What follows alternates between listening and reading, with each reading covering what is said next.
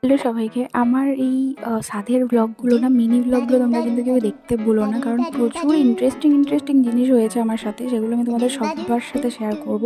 তাই ভিডিওটা দেখতে কেউ ভুলো না। এখানে দেখো আরও একটা জিনিস হয়েছে।